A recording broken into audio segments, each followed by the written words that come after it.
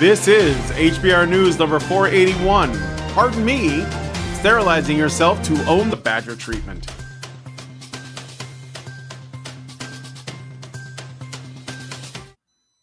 Hello, everybody, and welcome to Honey Badger Radio. I hope you guys are doing well this week and that you're laughing at all of this absurdity so that you are not consumed by it. I am your host, Brian, and I'm joined by, as always, Hannah and Dr. Random McCann, my lovely co-hosts. We have a great show lined up for you guys today, so please be sure to continue the conversations both in the chat as well as the comment section of this video. On this week's HBR News, we're going to be talking about the recent pardoning of Joe Biden's son, Hunter, Justin Trudeau, and some of the recent developments in his relationship with the incoming presidency of the United States, women making themselves barren as an act of defiance against the system, and more, so stick around, it's going to be a good time. And be sure to join us afterwards for the patron-only show. So you guys know I'm a big Dungeons & Dragons nerd, and over on my gaming channel, Honey Badger Arcade, by the way, I've been playing through some old Dungeons & Dragons arcade games to sort of like get into the mood. Usually in December, for whatever reason, I just really want to consume fantasy stuff, and I always watch Lord of the Rings and The Hobbit, as well as whatever else. I like A Christmas Carol and these other things. So I wanted to talk a little bit about my former favorite pastime, Dungeons & Dragons, because it was killed by Wizards of the Coast and the woke activists that now run the company. And Elon Musk has recently made some statements himself. He says he has told Wizards to burn in hell and ponders buying Hasbro, which is basically the company that now owns Dungeons & Dragons. And this has created a lot of controversy in the role-playing game space, because you have the people who have been there from day one that have tremendous respect for Gary Gygax, the creator of D&D, and then you have the tourists that have come in with their danger hair and took over the hobby and essentially called everything racist and sexist, including Gary Gygax and some of his own family members. So we're going to read through that, and we're going to talk about the absolute state of Dungeons & Dragons.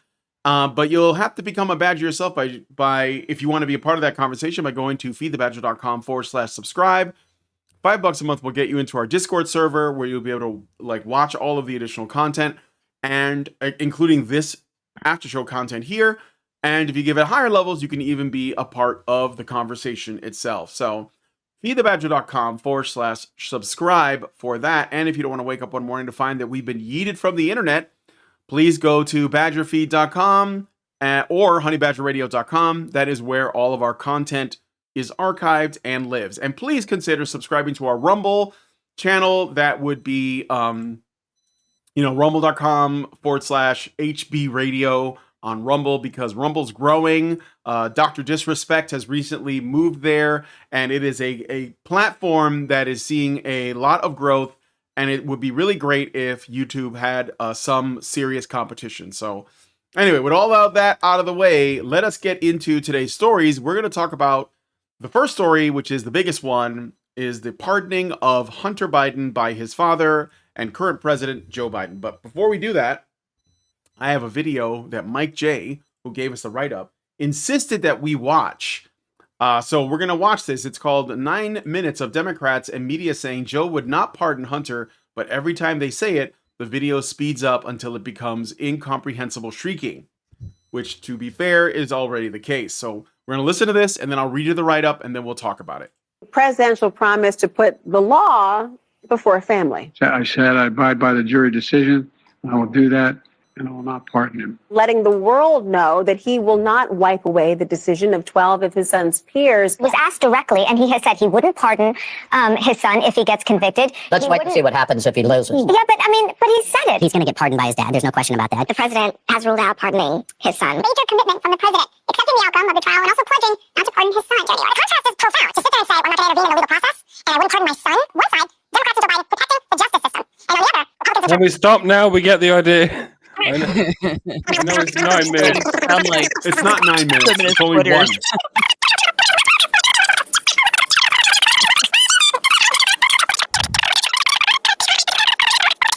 I'm sorry for your ears. Oh my God. Weirdly, this is no worse than the original. It's about the same sound as the original. And yeah, they lied. Okay. So, all right, let me read the write-up. I think, well, obviously we just think this is funny, but in a twist that many predicted would happen before he left office, Joe Biden has presidentially pardoned his son, Hunter Biden. The move comes mere weeks before Hunter was due to be sentenced for his federal tax evasion and gun charges. This pardoning is one that Joe himself said he would never do. While speaking to the media days after Hunter's conviction, Joe stated, quote, "I'm extremely proud of my son, Hunter. He has overcome the addiction, or an addiction. He is one of the brightest, most decent men I know. I abide by the jury decision. I will do that, and I will not pardon him." Social media users have pointed out specific wording in the pardon that might make some raise an eyebrow. Be it known that this day, Joseph R. Biden Jr., President of the United States, pursuant to my powers under Article 2, Section 2, Clause 1 of the Constitution, have granted unto Robert Hunter Biden a full and unconditional pardon for those offenses against the United States which he has committed or may have committed or taken part in during the period from January 1st, 2014 through December 1st, 2024, 10 years, including but not limited to all offenses charged or prosecuted, including any that have resulted in convictions by Special Counsel David C. Weiss. End quote. What mostly worries some is the fact that Hunter doesn't simply have immunity for the tax evasion and gun charges, which is what this was the original discussion around, but has immunity for the past 10 years for any, quote, offenses he has committed or may have committed or taken part in, including but not limited to all offenses charged or prosecuted, end quote. It should be mentioned that Hunter's tax evasion charges stemmed from crimes committed between 2016 and 2019, and that his gun charges were the result of a crime committed during a firearm purchase on May of 2018. Neither of these offenses occurred back as early as 2014. Conservative commentator Liz Wheeler spells out what this possibly could mean on Twitter/X, saying, quote, "Hunter Biden joined the board of Burisma in 2014 by pardoning Hunter for any crimes he may have committed from 2014 to 2024. Joe Biden is protecting his family's criminal cartel. Wow, this pardon isn't about the gun charge," end quote. Regardless, Joe stands by his decision and calls the prosecution against his son politically motivated and unfair, stating, quote, "No reasonable person who looks at the facts of Hunter's cases can reach any other conclusion than Hunter was singled out not only because he is my son, and that is wrong. There has been an effort to break Hunter, who has been 5.5 years sober, even in the face of unrelenting attacks and selective prosecution. In trying to break Hunter, they've tried to break me. Then there's no reason to believe it will stop here. Enough is enough. For my entire career, I have followed a simple principle. Just tell the American people the truth. They'll be fair-minded. Here's the truth. I believe in the justice system, but as I have wrestled with this, I also believe raw politics has infected this process, and it led to a miscarriage of justice. And once I made this decision this weekend, there was no sense in delaying it further. I hope Americans will understand why a father and a president would come to this decision," end quote. I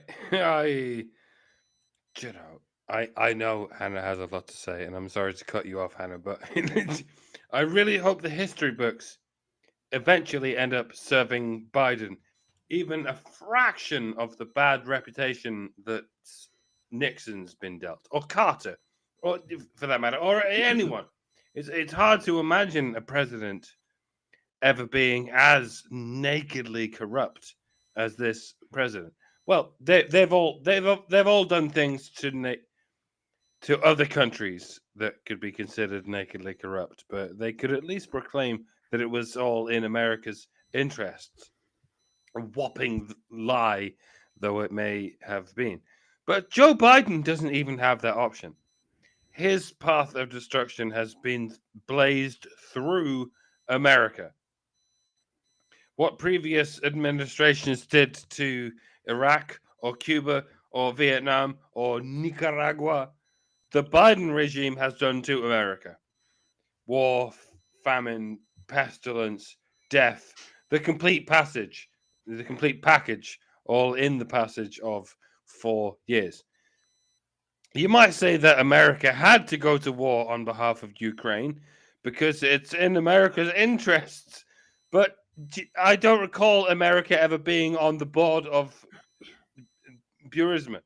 America hasn't been financially embroiled in Ukrainian affairs since 8 years before the war started. That's you, Joe. That's you and your crime family. And we're expected to believe this is a coincidence. It was supposed to be in 2018, wasn't it? The war between Ukraine and Russia was scheduled to start in early 2018, but the plans were somewhat scuppered by the pesky orange man, weren't they? We're supposed to be in all-out nuclear combat by now, aren't we? I'm sure it wasn't you who started the war, Joe. It was Obama or whoever his puppet masters might happen to be. But you just happened to be in the right place at the right time, Joe? Like Nancy Pelosi with her uncanny stock market clairvoyance happened to be in the right place at the right time. Maybe you should hurry up and pardon her for, quote, any crimes she may have committed in the past 500 years. Whoops, I've said too much, end quote. And, to answer my own question, to address my own query, I don't think history is ever going to be able to acknowledge the jaw-dropping extent of the catastrophe that was Joe Biden's presidency. I mean, the Democrats are going to keep gaslighting us forever. They'll pretend none of it happened. They'll forever see this 12-year period as a Trump sandwich with some mystery meat in the middle. And they'll keep going, never mind the mystery meat. It was all the orange man's fault. Yeah, and they'll until they die in a padded cell. But even the Republicans won't be able to really get this across in its actuality. Even the Republicans will have trouble coming to terms with what happened. Even the MAGA folks will, to some extent, choose pride over accuracy, because it really is. It's a bruise to the national ego to have been hoodwinked so thoroughly by such an obvious con man. Take it from me, a lifelong Brit-bong. We've had nothing but treacherous communist confidence tricksters ever since World War II, and very few of us are willing to admit it. So yeah, I think it will indeed be what Styx Hexenhammer calls an asterisk presidency. Up to 100 years from now and beyond, it'll just be Joe Biden 2021 to 2024 asterisk. What does the asterisk mean? Well, we don't talk about it. We're not even sure who Joe Biden was. We just have to keep filling in this section with his name and his face because it's less suspicious than just leaving a question mark. At this point, we're considering using Joe Biden's face as a question mark because the two have become such ubiquitously analogous symbols. Like, we show Joe Biden's face. Who is that? It's just a question mark. You show a question mark. Who is that? It's just Joe Biden's face. It's okay. And what about Kamala Harris? Who? Yeah, there's quite a bit to say there about the corruption involved here. And we're going to have more to say on Thursday because this is going to be our topic on Thursday. There's quite a bit. There's an actual report to go through. This wasn't about the crimes that Hunter Biden was convicted for. This was about all of the crimes that he could have been charged with that may or may not have traced back to the current administration. One of the interesting issues with this, though, is the law that he was charged under with regard to the gun crime. which was a statute that was part of Joe Biden's 1994 crime bill. And as a result of that crime bill, there were many people who were charged like this. It wasn't, people wrote about it, people on the left wrote about it like it was weird and unusual, and there weren't other people who have been through this. But I looked into it just because I was looking into this. And one of the things I ran across was a Washington Examiner article about it, which mentions an old case of a guy named Stephen Nodine, who was essentially pressured into, or at least they attempted to pressure him into pleading guilty for murdering a woman who actually committed suicide. They knew she committed suicide. They had evidence from the beginning that she committed suicide, but they caught him on a beach after his truck had been in the neighborhood where she committed suicide. They caught him on a beach smoking a joint, and he had an unloaded pistol that he owned legally, safely in a closet 100 miles away. So he was a gun owner charged with a drug crime, and it's illegal to own a gun if you're charged with a drug crime or convicted with a drug crime. So they tried to leverage, well, we can charge you for this, right? And of course, there was a whole big thing about it at the time. And just like Hunter Biden, this man was not deliberately, willfully transgressing against gun law, but it was used against him. And it was used that way a lot. It was used against a lot of people who had committed no other crime besides being gun owners while smoking a joint or otherwise engaging in recreational use of marijuana during a time when it was being discussed that marijuana should be legalized. And it's been discussed for about 30 years, so pretty much since that crime bill passed, right? Biden's 1994 Violence Against Women Act has been the cause of an immense amount of due process violations, specifically and uniquely, almost entirely against men. Because they are men, by the way, not because there's anything specifically wrong that they did, just because they are men. And that also involved guns. If you're accused of violence against your partner, you lose your gun rights. And if you win your case, you still have to fight to get your gun rights back under that law. Right? If even if you're accused of just harassment, which isn't, a totally minor issue, but it's not murder. It's not drug running. It's not even assault and battery.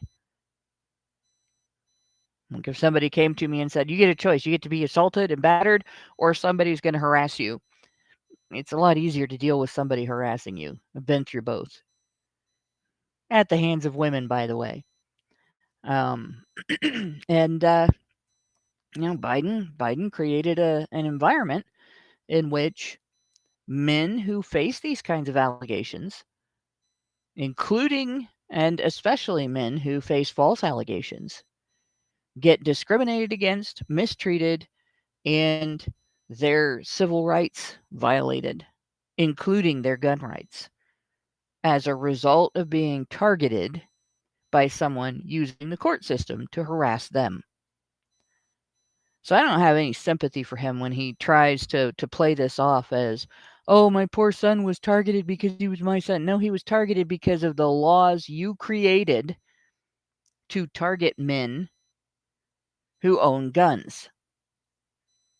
And if you hadn't created laws to target men to own guns, your son wouldn't have been targeted with that specific prosecution.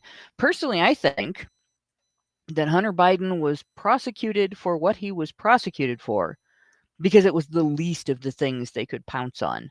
Look, we got him on something. You guys can shut up about all the crimes that you think he committed because, look, he's convicted of something, right? Be satisfied with that. We gave you a few drops of blood. Don't go for the whole beast. And we're going to look into that report on Thursday and we're going to start looking into it on Thursday. We might do that on Thursday and talk about all we need to talk about, or we might do that on Thursday and then have to put a pause button on it for a week so we can talk about what's going on in Korea, the Koreas.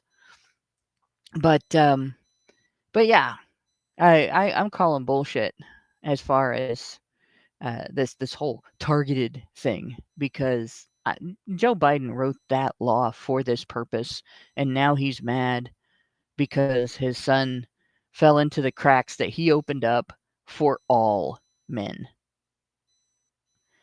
And the only other thing I got to say about this is it's kind of interesting.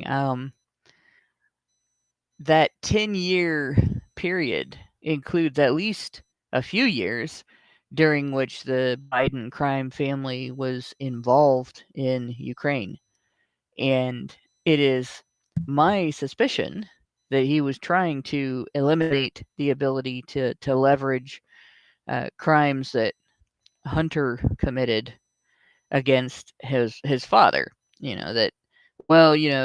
can't make Joe Biden agree to any kind of plea or cooperate with any investigation by threatening to prosecute his son for things he did.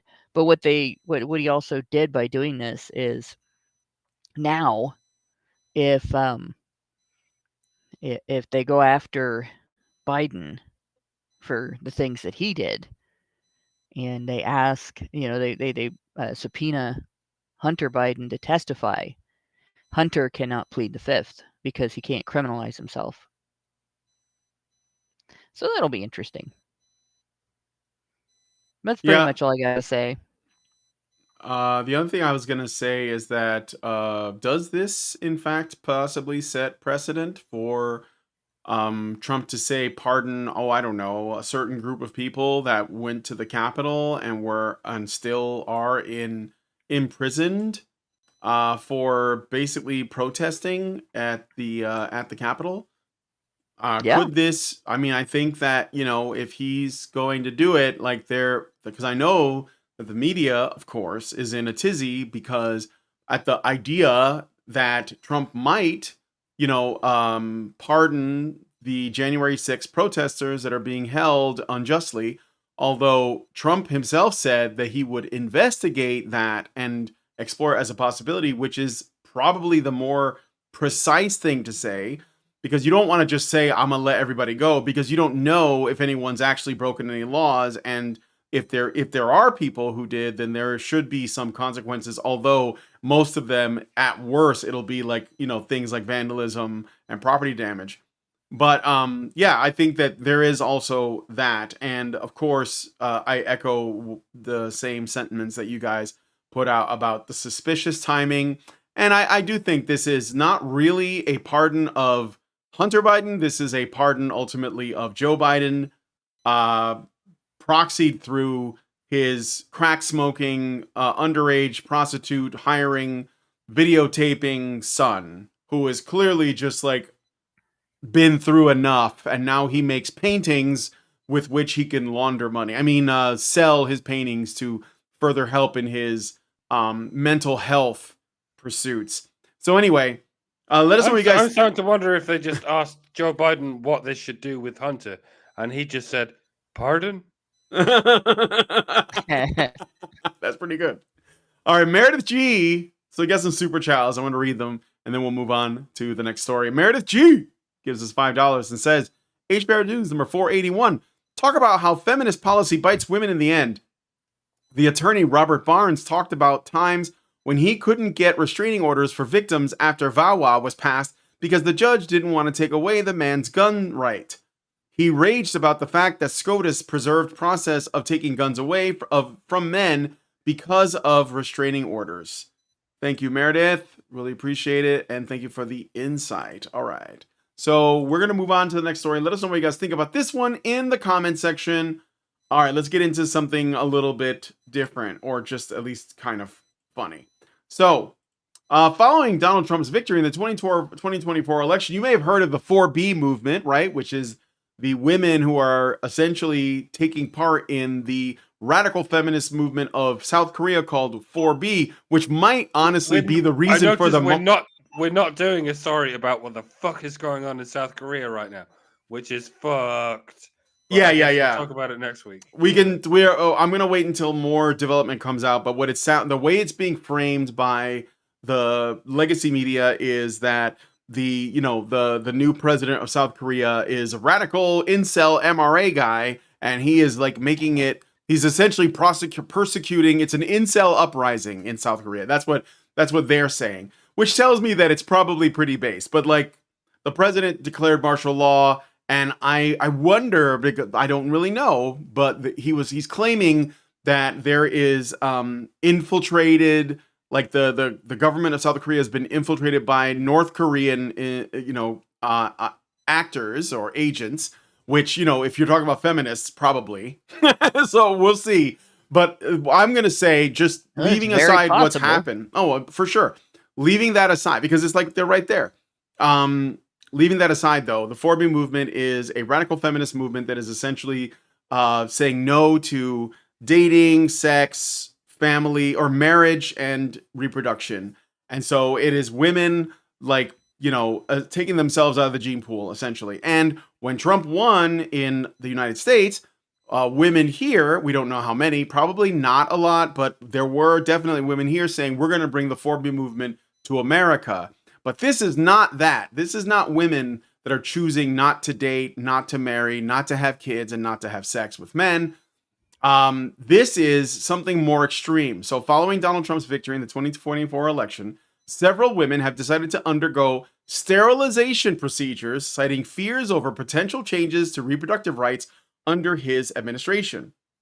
Because they're absolutely brain rotted by what the media tells them. They believe that Trump is, I guess, going to put them into, industrialized baby farming, and they're just going to be the cattle, literally chattel.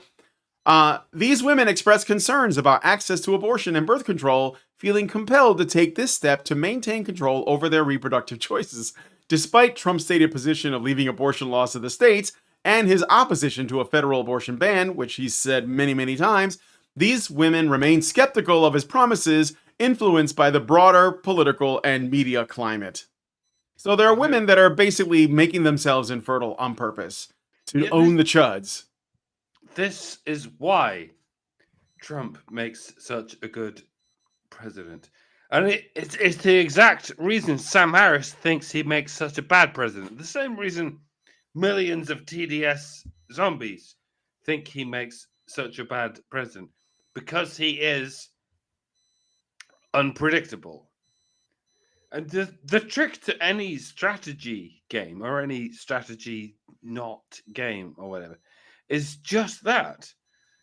To breach the boundaries of your opponent's sphere of prediction. And the only reason Trump is so unpredictable is because you think he is so unpredictable. The truth is, he's really not all that erratic. He's really not all that revolutionary. His last term was kind of an anticlimax, if anything. He's promised a lot more in his second term, but that could well be an anticlimax too. The point is, Trump can do things without even doing things. It's not even a skill on his part. It's a force field of chaotic doubt that was drawn around him as he walked into it. And now the illegal immigrants at the Mexican border, and maybe even the Canadian border, they're all hearing, Trump's in charge now. And they go, ruh-roh, okay, I'm out. Maybe I won't give 10 grand to a coyote only to get bundled into a jeep and dropped off at an open gate. Maybe I'll go home and be a family man, as Guile would have said. Fucking ISIS or whoever hears about how Trump is in charge now, and they go, "Oh, all right, let's chill out, lads. Let's just chill out for a second." Pardon. We've had some fun with our leftover billions in military equipment. Allah bless the Prophet Biden, peace be upon him. I mean, who even needs death to America when America is already deathing itself? High five, brothers. But do bear in mind, things have changed. They've got the orange man back now. The guy who doesn't kiss our asses like that smooth-talking kafir bastard did. Okay, maybe a ceasefire is on the table now. I heard this orange guy will show you a satellite picture of your house. Maybe we should calm the fuck down. And lo and behold, you have peace. By reputation alone. It costs nothing, unless you count the millions paid to the smear merchants who created the unpredictable reputation. And it's the same with women, hence this story. Specifically, the Thought Patrol, the skanks, the hoe bags. Now that the notion has crossed their minds that they might not get everything their hearts desire, up to and including infanticide, they're all going, whoa there, ladies. Let's slow down for a second. Maybe now that infanticide might be off the table, maybe we should ask ourselves if there are any alternatives to infanticide. Are there any preventative measures? Why, yes, as a matter of fact, there are. Okay, let's talk. And again, these melodramatic reactions to Trump are not even true. Pardon. They're all grossly exaggerated or just plain fabricated fantasies that have been planted in the great garden of paranoid delusions, the Bosch painting that is the legacy media. And now, irony of ironies, you've gone ahead and terrified yourselves into behaving yourselves. Congratulations. That's what you were supposed to do all along. Pardon. That's why you have a sense of fear. That's why you have a sense of paranoia. Nature did that. Nature gives you boundaries. And you tackle those boundaries. You tackle them as you see fit, but at least you tackle them. You can push them out, you can pull them in, you can fortify them, and so on. Without those boundaries, you can go mental. When generations of thin-skinned morons have worked on removing any sense of boundaries you might develop, you go crazy.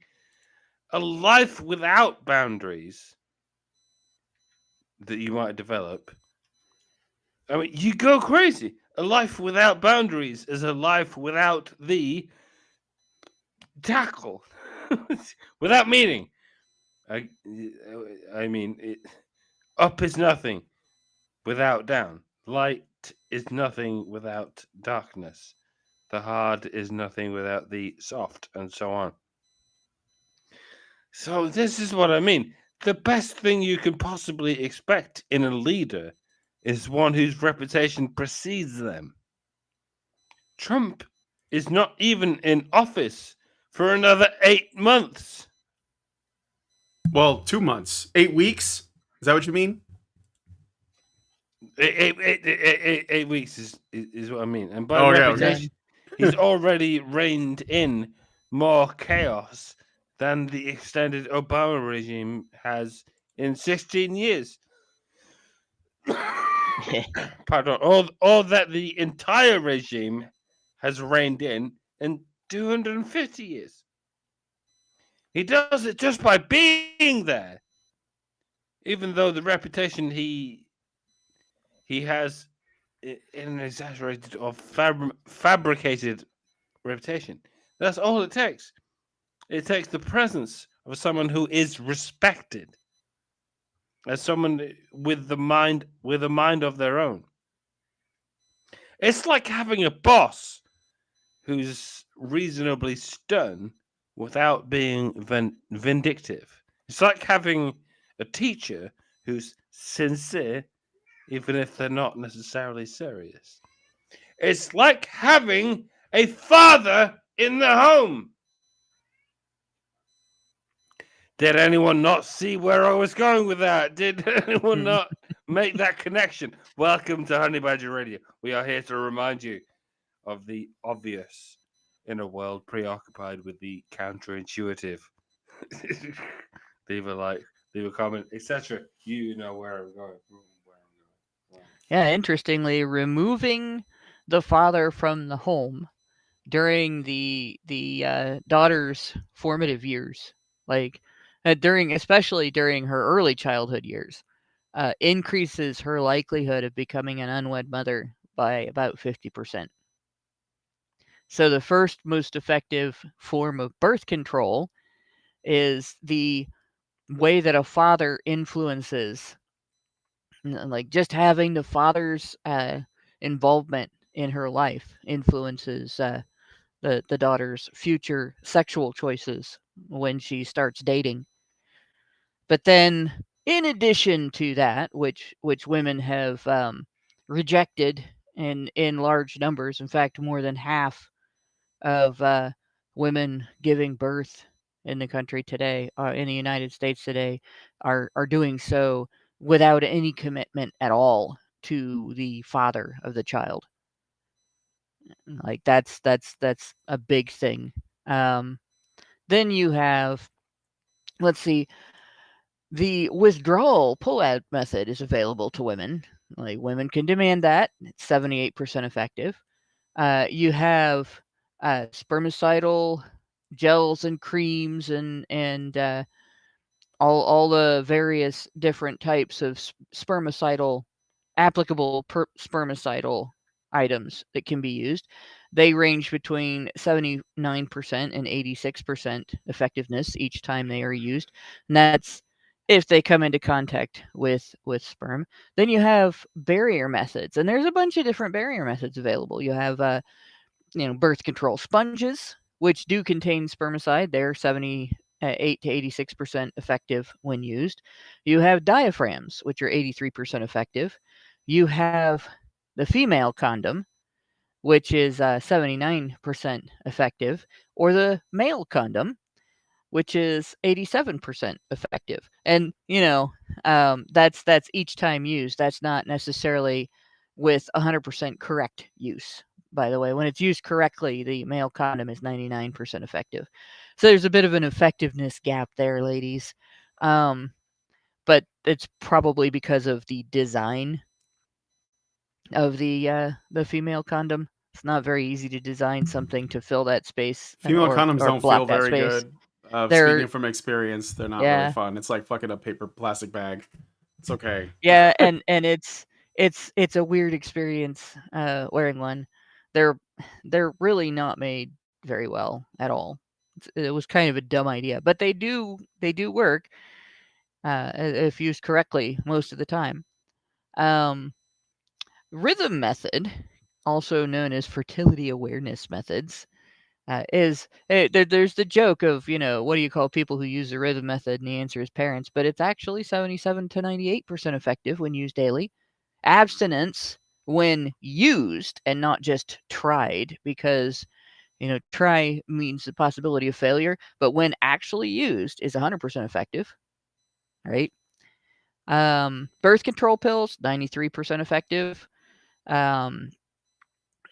Implants, IUDs, 99% effective, right? There's all these different types of birth control that are even breastfeeding. Breastfeeding reduces your fertility because the body naturally does not want to be feeding an internal baby while you're trying to nourish an external baby. And then there are also the long-acting implants of hormonal birth control. Those are 99% effective, right? And you don't have to use just one type of birth control. You could be on the pill and still use a diaphragm sponge, condom, cervical cap. You can use a condom and a diaphragm at the same time. You can use 3 types of birth control at the same time. So just pointing all of the things out that women could have done rather than sterilizing themselves. They can prevent pregnancy. And it's pretty obvious that since they went from 0 to sterilization, that and skipped all these things, that the reason that women who want abortions are getting pregnant and having to consider abortion is because they are not using their options, right? But that's not the only thing that's going on here. So during the years of the Cold War between the United States and Russia, like during the boomer childhood years, when their parents were the ones dealing with the fact that there was a constant threat of nuclear war, there was quite a bit of hysteria. And it's interesting, hysteria is named after the female body parts, right? The hysterectomy is the removal of the uterus. And if I remember right, it's Greek that the root goes back to for uterus. But it's probably because when people are hysterical, it's more likely to be women, or it's more likely to be worse when women do it. More pronounced, more of a problem for the people around them, right? And so you had this issue of mass hysteria over the threat of nuclear war, which it was a real threat, but it's also a real threat to both sides. And as Reagan pointed out, mutually assured destruction makes it less likely, not more likely, for one side or the other to take the first step. But women panicked over that. And female-run initiatives like the school system did all kinds of really crazy ass stupid things, like teaching students in class to hide under their desks in a nuclear war. Thinking, that's not going to cause them nightmares. It's just going to make them prepared, right? My parents talked about having nightmares about that, what to do in that situation. And yeah, Jen Bottle, that's not Reagan's. I can't remember who it originated with. It's just where I heard it was from Reagan. But every time there's been a big scare like that, it's always women who get into a panic. It's always women who start engaging in overkill, and it's always women who facilitate or push the overkill that affects the rest of society. Things like limiting what you can do, things like imposing measures on people against their will, and so on. They're the ones that make it comfortable for businesses to tell you that you can't do business with them if you don't comply. They're the ones that make it comfortable for jackbooted thugs to come and break up your Thanksgiving dinner or your family Christmas dinner because there's one too many people at the table during the pandemic, right? They're the ones that, yes, death to Zionism and feminism has pointed out gun restrictions. And yeah, we are still in a Cold War. I don't think anybody takes it nearly as seriously as they did back in the day. More policing, you got it. Everything that's happened in the United States, all of the safety nets that have resulted in civil rights violations against men. Because face it, men are more interested in guns than women are, right? And men are more targeted when there's more policing than women are. Men are the ones more likely to face wrongful allegations, false allegations by false reporting, or police just wrongly suspecting them. Right. We were all prepared to duck and cover in the event of a nuclear bomb, but no one was ever prepared for what would happen in the event of a feminist bomb. Yeah. Because Well, a feminist bomb didn't, destroy 100,000 people at a time. The feminist bomb destroyed 10,000 people over several decades. yeah. And My ultimate we point weren't here. prepared for how that would work. Yeah, no, my ultimate point here. Oh my gosh. Meredith G says, my father, who is 79, was issued dog tags as a child in case of nuclear war. That's hysteria. Right? Right there. But yeah, so you have 0 to sterilization in a month among women happening right now because women have a history of hysterical responses to problems that had simpler solutions. And they've done so and had control over government and the social systems for a couple of centuries here in the U.S. And it has resulted in pretty much every civil rights violation that has taken place in the country during the last couple centuries.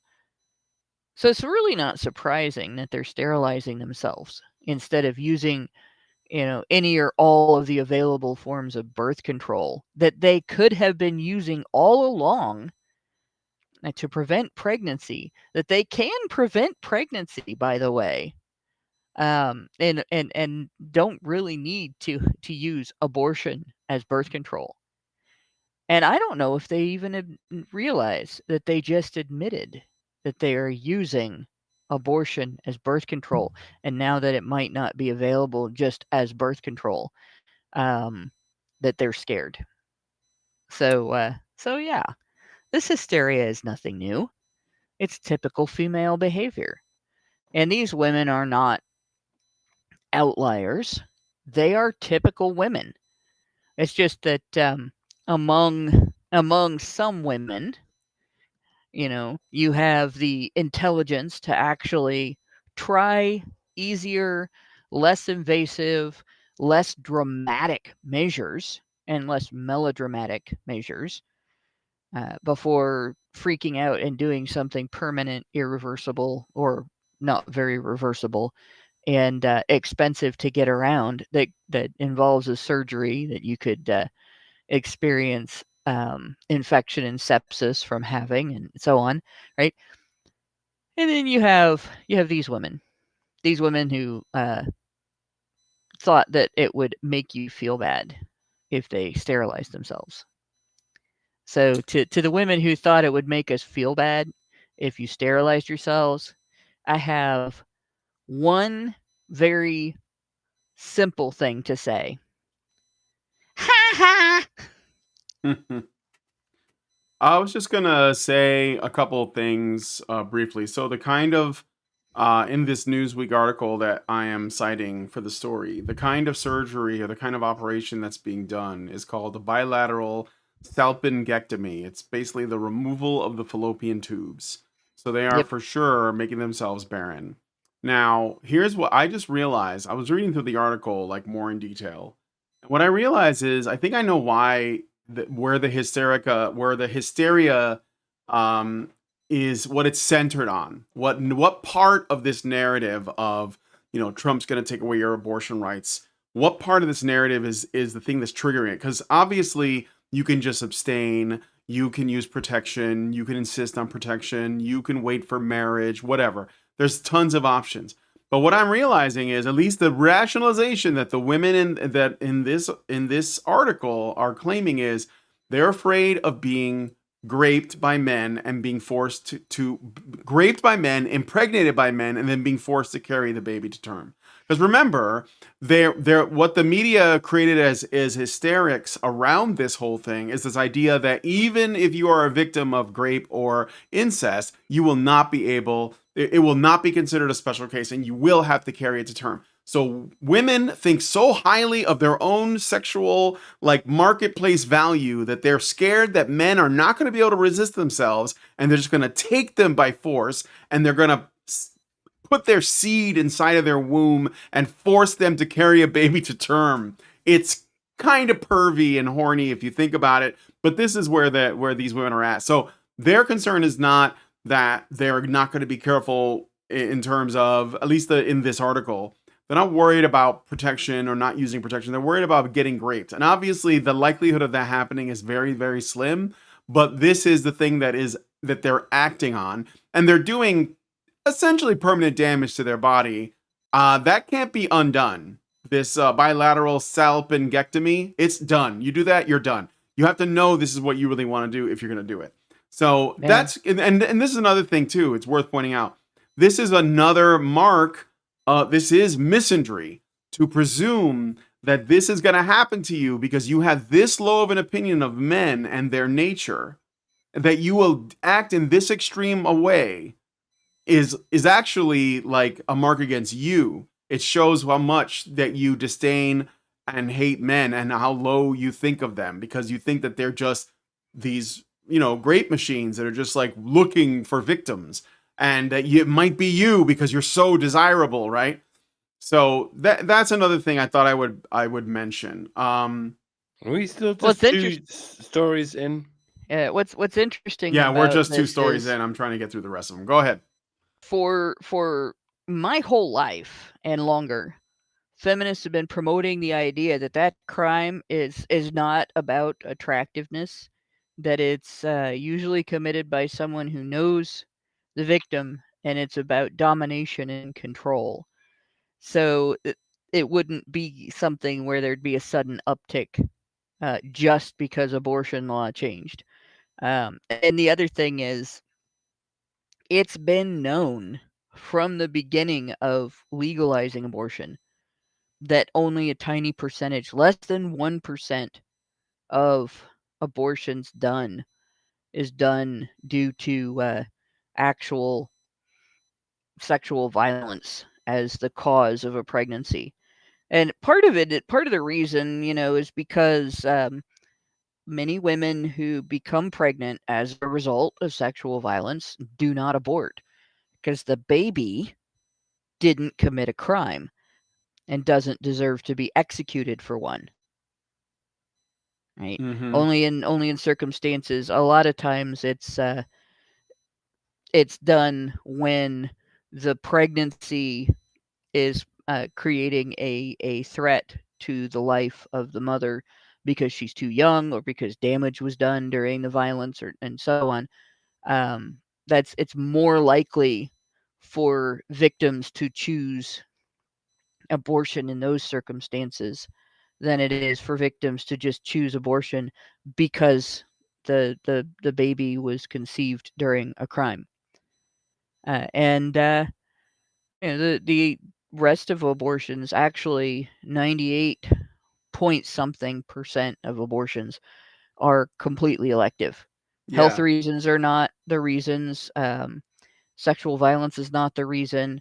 None of that. It's completely elective. It's convenience. And so even if the thing that they are hysterical over was a valid hysteria level concern, you could still eliminate 98% of abortion and it wouldn't touch that problem. Yep.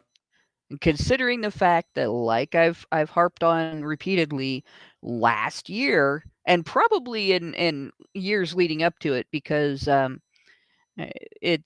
seen some statistics over 600,000 a year for a while on abortion, and the next leading cause of death in the country, which is usually some type of cardiovascular issue or other obesity related issue, it's usually at least 100,000 less, or sometimes as low as half of the number that of abortions that have been done. It's clearly the leading cause of death. Being aborted is the leading cause of death in the United States. Last year, to the tune of 1 million. Unless the numbers change, which the provisional numbers look like about 1 million, and approximately 1 in 4 deaths if you count abortion being aborted in with all of the other deaths. So yeah, I think women, this hysteria, this is pretty typical, but it just deserves to be mocked and laughed at endlessly. When women talk about this on social media, my response and my recommended response is going to be to mock them and ridicule them for it. Mm-hmm. All right, well, we got to move on to the next story, but I did get some super chows. I'm going to read a super chow and a super chat. So, and then we'll move on to the next thing. So Richard Bier gave us $5, and thank you, Richard. And he says, have you heard anything about the Daniel Penny trial yet? I have heard that the attorneys have made closing arguments and the jury is deliberating, but I haven't heard if they returned a verdict yet. No, not yet. But yes, I'm aware of that. Thank you. I'm not going to cover it today because we just don't know enough. Nova, maybe next week we'll see what happens. NovaFan21 gives us a Rumble rant. Thank you, NovaFan. And he says, let's not forget how many women will turn down good men while latching herself onto literal convicts while blaming men collectively. Yes.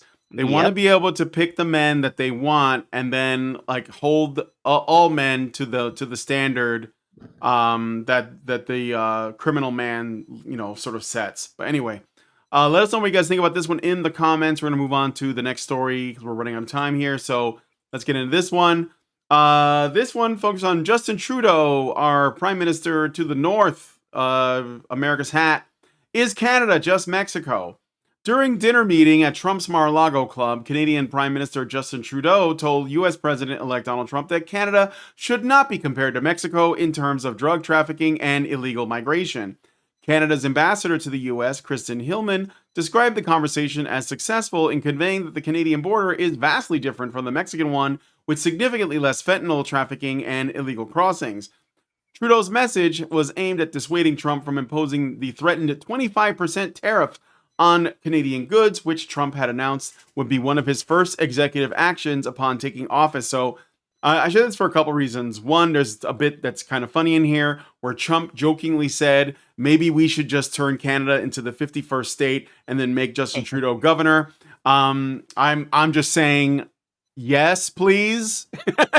It would fix so many problems, but I would think that Canada would have to be several states, though. Like each just province, one. Each province could become a state. Yeah. But Trump was joking about that. But I mean, Canada might as well be a state. But and the thing is too is that Trudeau talked a big game when Trump was not in office and when he thought he wasn't going to get into office, and now that he is, he went down the Mar-a-Lago and kissed the ring, just like Joe Scarborough, just like so many others. And it is what it is. And the truth is that Canada's border is sending a lot of illegals through, and Canada is flying in legal migration at crazy, extreme rates into Canada, and then some of them are coming through the southern border or through the northern border, and there are drugs coming through, and that should be addressed. And I think that that is not something we should scoff at. So also really funny that the he's worried about these 25% tariffs. I'm sure that they'll work something out, but ultimately Canada depends on the US. Like they benefit from us just being there. And that probably demands a little bit of respect from Justin Trudeau. But anyway, just a short little story. I wanted to get what your guys' thoughts are on that. Well, for one thing, there shouldn't be anything coming illegally across the border from Canada into the United States, because it should be just as hard to get things illegally into Canada. The northern border, as it is to get things illegally into Australia. Sure. The northern border is way more money is poured into the northern border from the US than Canada. Yeah, we're spending more on that Canada border. Shouldn't have the problem of things being trafficked through Canada. Right? Canada shouldn't have that problem. If Canada has that problem, And it's not stuff coming from the United States across the border into Canada, but stuff coming from their ocean borders and then coming down into the United States. Like that speaks to the incompetence of the management of Canada. Yeah. Like, we know that's the problem in Mexico. We know that Mexico has been so mismanaged for so long that organized crime is more powerful in Mexico than the government is. All right. But Canada has always been presumed or thought to be more refined than that, right? More well run than that, until Trudeau came along. And Yep. clearly, he is so incompetent that he cannot even prevent cartels, organized crime, from bringing fentanyl in from his ocean borders. That's pathetic. It's not just about empowering my daughter. It's about making sure my sons work as well to empower, their sister. Bitch. Yeah. But to be honest, like everything that's been happening, in some places like the United States, there might be a change. I know there's a slight shift happening in Canada, but Yeah. the thing is that Canada's border is way bigger than the northern border of the States is way bigger than the southern border in the States, and there is shady shit happening. Like, Canada's becoming a communist country, and so we really need to be paying. We might need to invade, guys.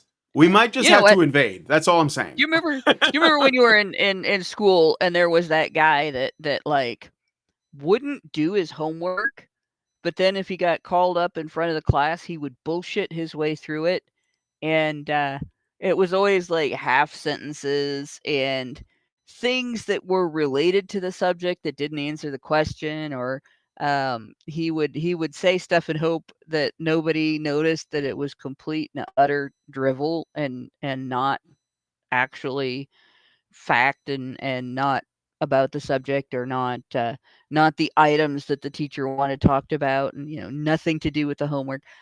That's Justin Trudeau. Mm-hmm. That's the guy. He is running a country now. Yep. That's like saying the sky is blue and the grass is green.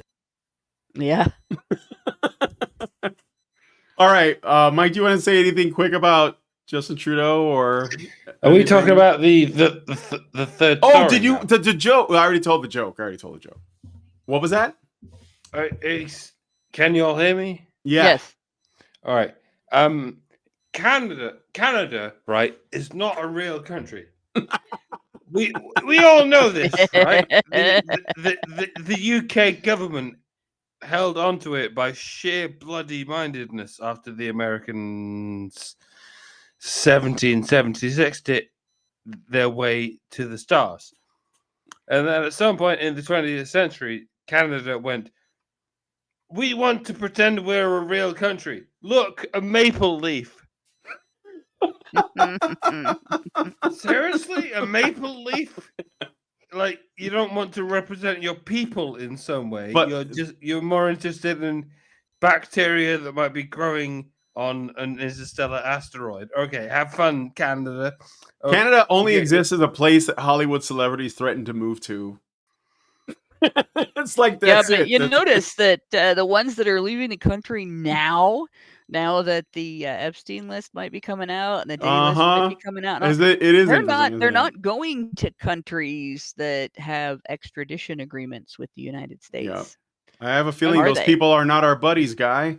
From multiple directions, we're like going, okay, you've already been taken over by a communist crime family that's going to invite the seed of Fidel Castro into its indubitable fate. Okay, well, we don't want it. No. Speaking on behalf of the Britbong Empire here, we spent all our money on the Louisiana purchase, and now we're broke. Our mission was to pay France to get the fuck out of the New World and leave it to us. Unfortunately, we couldn't quite clear the whole region. We left Quebec as a fatal chink in the armor.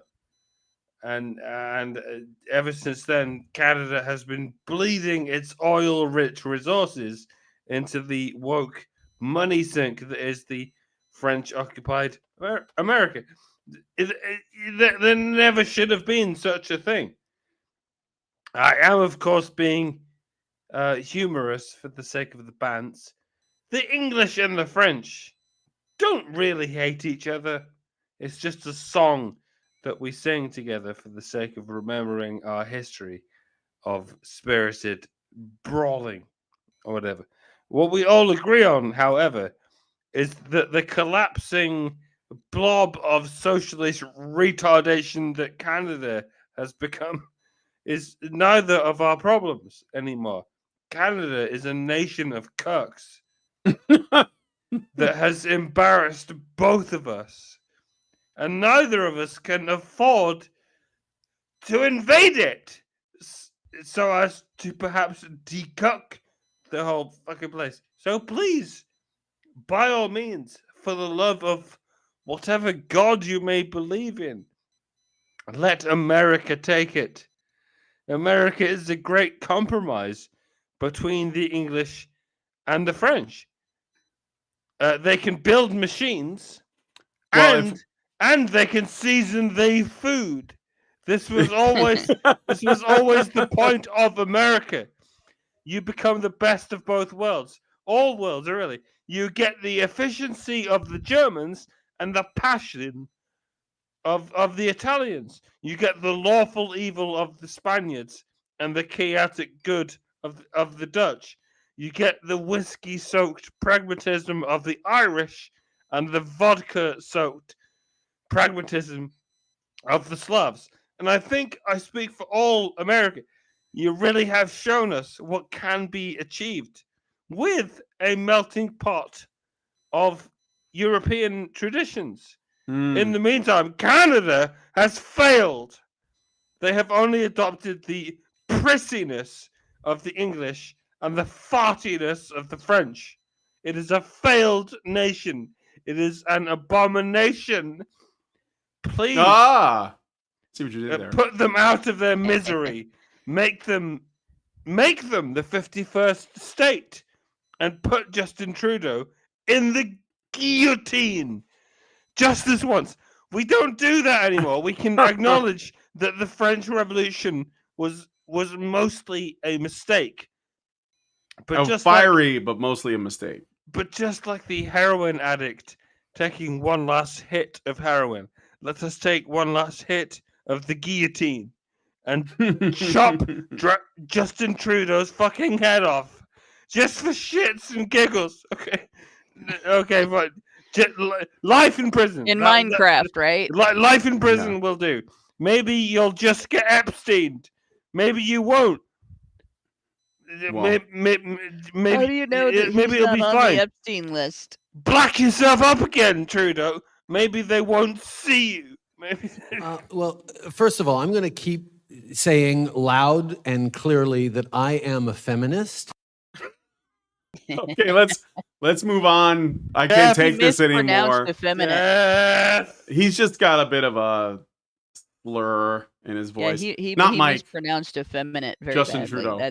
That's a He is hell of a effeminate. impediment. Yeah. All right. Let's move on to the last story. Let us know what you guys think about that one in the comments. What do you think about that? I mean, everybody thought it was going to be over for the world if Trump got in, and now all of a sudden everybody's kissing his ass. It's almost like they're scared. So, all right. Last thing.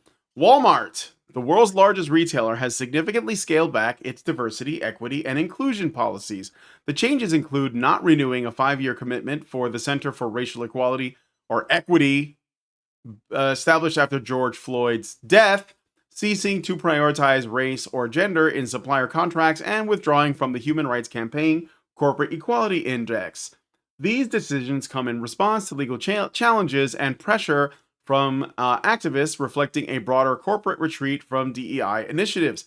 Walmart's moves highlight this increasing legal and political scrutiny faced by companies in the post-affirmative action landscape influenced by the U.S. Supreme Court's 2023 decision against race-based admissions in colleges. Some of these policy changes were already in progress, including shifting away from using DEI terminology towards belonging. Now, before you guys jump in, I just want to add, this is very important. They are changing the language of what their policies are, but the policies will probably manifest in a different way. It's just like when there were calls to remove critical race theory from schools years ago, and there were a number of schools that were challenging this in different ways, like, we don't teach critical race theory to students, but in fact, the wording of it is more in line with the actual practices or the theories behind the teaching. It's like the approach to the curriculum, the lenses being used, like feminist lenses and such. The truth of it is that you can't really mandate that out of a system, because the people in the system believe in that and they will find a way to bring it in. So one of the things that I want to mention with this is that you're going to see companies backing away from DEI, but they're backing away from DEI as a terminology itself, and they're still applying the same principles, the same belief system. It's just being rebranded, because at the end of the day, the entire political cultural war for the left is actually a marketing war. It's all about, like, how do we change the words to, like, essentially get away with what we're doing and continue to do it. So there's a famous VTuber Fox girl named Kurisha on YouTube that has done deep dives, but I've also covered it on my channel, Honey Badger Arcade, of something called Bridge, which is the sort of new version of DEI and ESG. And if Bridge gets called out, it's essentially putting these belief systems, this religion, into the actual, like, bureaucracy itself. So it's not like manifesting in, like, I don't know, like hiring codes or rules or policies or other things. It's actually, like, embedded even deeper into the actual system of the way that the company or business or even government operates, right? And it's called Bridge, and I would suggest you look it up. It's very, very communist, and it's basically the same shit, just kind of rebranded. Now, this doesn't mean that this isn't something worth noticing, because the fact that Walmart had to issue a statement tells you that they know that people are starting to get wise to this, and all we got to do is keep sticking it to them, keep telling people about what they're doing, and that I don't know if Walmart itself is, like, as bad as, say, like, some other companies, because Walmart's still, like, a mostly American-based company, but it doesn't matter. We should be, like, be aware that this is not the death of DEI. It's just hiding. It's just going into hiding, and it's rebranding itself. So that's it. Go ahead. Yeah, I'm gonna point out, like, I don't have to pull out the disclaimer this time because Brian already said it. But your homework tonight, kiddos, is to get on YouTube and search the bureaucratic mind virus, HBR Talk 103 opener. And I will preemptively point out, y'all just lost the game. Sorry. Because it's going to come up in that. But the bureaucratic mind virus, which you will hear in the video if you listen to it, is an adaptability inhibitor, which undermines a key element of the infected mind's problem-solving apparatus. What it basically does is it creates a framework that is static in the mind of the individual, that no matter what new information comes in, it either has to be reshaped to fit that framework or it has to be eliminated. And when political correctness with regard to identity politics became the framework or became part of the framework during the 60s, and it's been that way since the 60s. It became a structure that, because it has a morality attached to it, It's impossible to tear that structure down without, like directly coming in and eliminating the bureaucracy itself and then rebuilding something in its place from the ground up that isn't that bureaucracy in order to preserve their own sanity. Bureaucrats in every facet of every American institution that have spent basically the last, I don't know, 80 years promoting this kind of thing. So probably these are fifth or sixth generation bureaucrats, given how short careers can be in bureaucracies. They pretty much have no way to let go of it. So they always have to come up, well, we're not doing this anymore. When really, yeah, it's you're still doing it. You're just calling it something else and you're describing it in a slightly different way.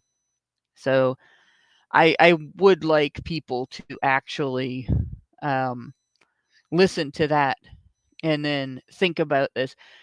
The woke mind virus, if you take the bureaucratic mind virus and you feed identity politics into it, you get the woke mind virus. Normies in general, people who are neurotypical, socially accepted, socially adept, easily programmed by their authority figures in their schools and their businesses, their parents, and so on. The kids that always did what the teacher said and always answered in the formulaic manner that the teacher prescribed and never tried to solve their math problems a different way than the formulas given in the book, and never looked at information in history class that wasn't presented by the teacher in the classroom, and so on, right? Those kids are born predisposed to develop the bureaucratic mind virus, even if they don't work in bureaucracy. And so that's what we're dealing with. And that's where, you kind of have to be aware of it.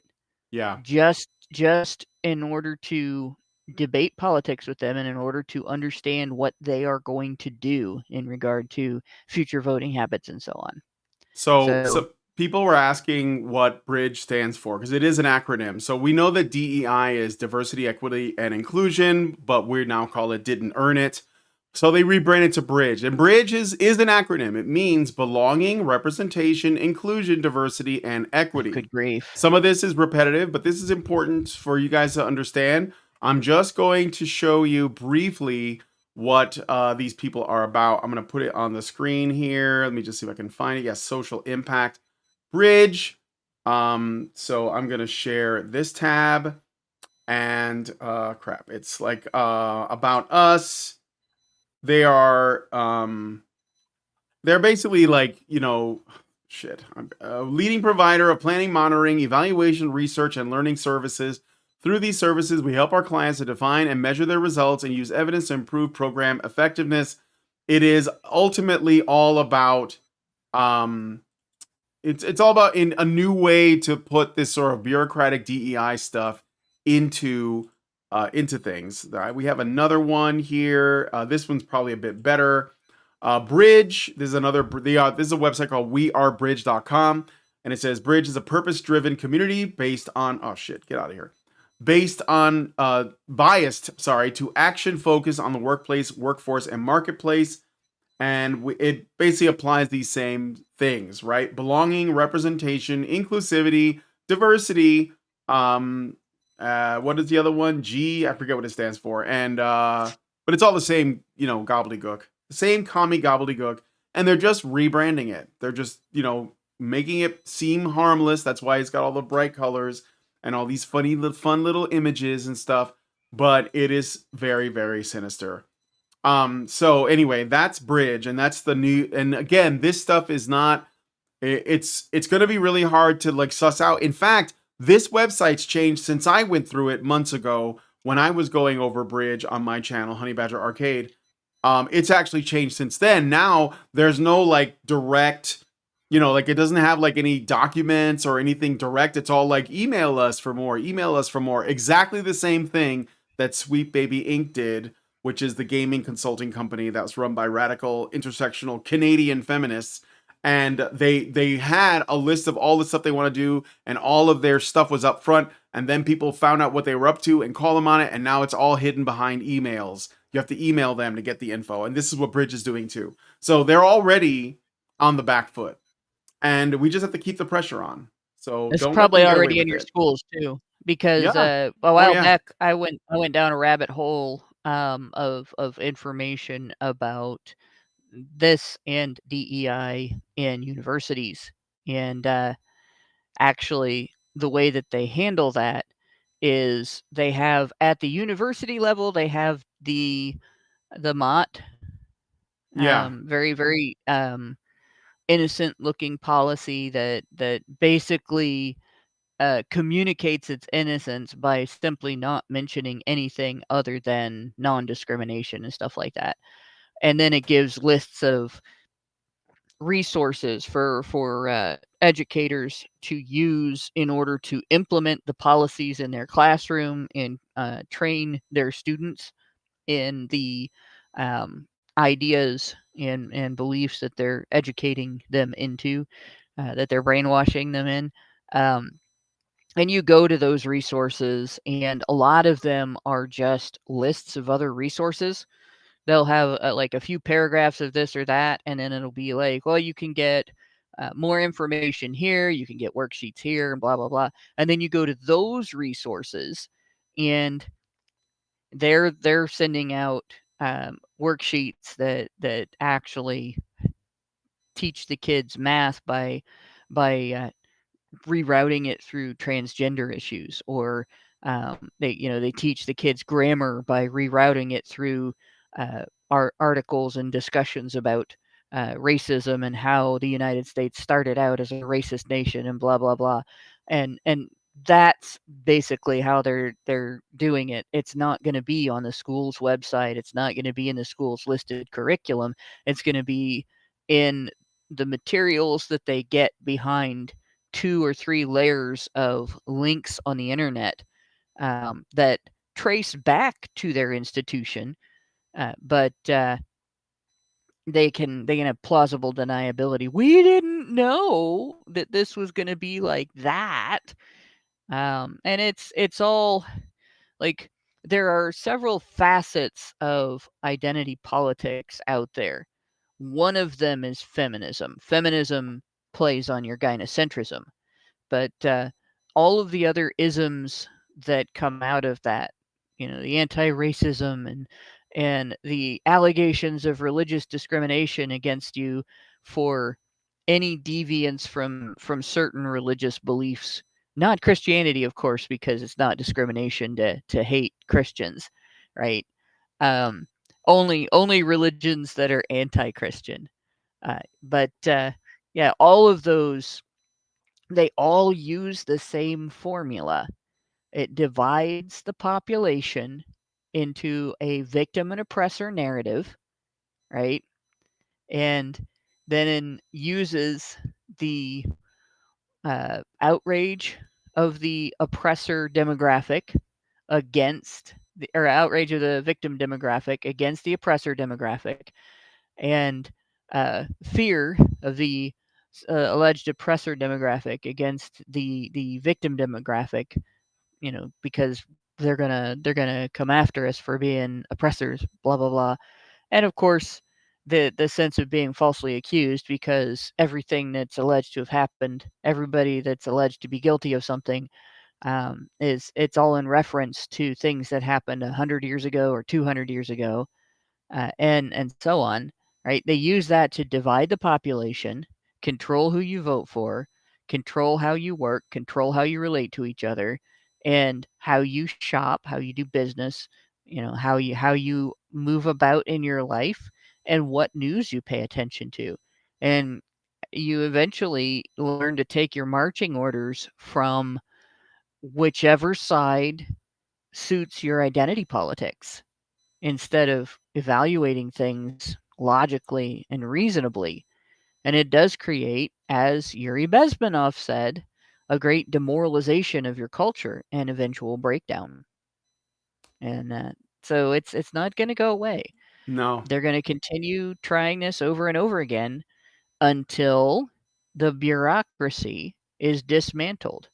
And in terms of the new name Bridge, your other homework today is to find the movie Bridge Over the River Kwai and watch how to handle being asked to build a bridge that is going to be used in a war against you. All right. Well, let us know what you guys think about this one in the comments. We got to move on to the patron show now. So if you guys want to join us, we're going to be looking at this article and just sort of talking about the drama around Dungeons and Dragons. I know it seems silly, but I like my after shows to be a little bit more relaxed after the weight of the world. And plus, I think that culture is extremely important, so I care a lot about it. And if you want to know more about what I think about culture, go check out my channel, Honey Badger Arcade. There's a link in the description to it. And I hit 1,000 subs and now have memberships over there if you're interested. Yeah, should be fun. So anyway, we're going to go here to check out the patron show now. If you guys want to join us, go to feedthebadger.com and start a monthly subscription. That's feedthebadger.com/subscribe. If you guys like this video, please hit like, subscribe if you're not already subscribed, hit the bell for notifications, leave us a comment, let us know what you guys think about what we discussed on the show today, and please, please, please share this video because sharing is caring. Thank you guys so much for coming on today's episode of HBR News, and we will talk to you all in the next video. Oh, see you next Tuesday, by the way. Men's rights activists are machines, dude. Okay? They are literal machines. They are talking point machines. They are impossible to fucking deal with, especially if you have like a couple dudes who have good memory on top of that too. Holy shit, you're fucked.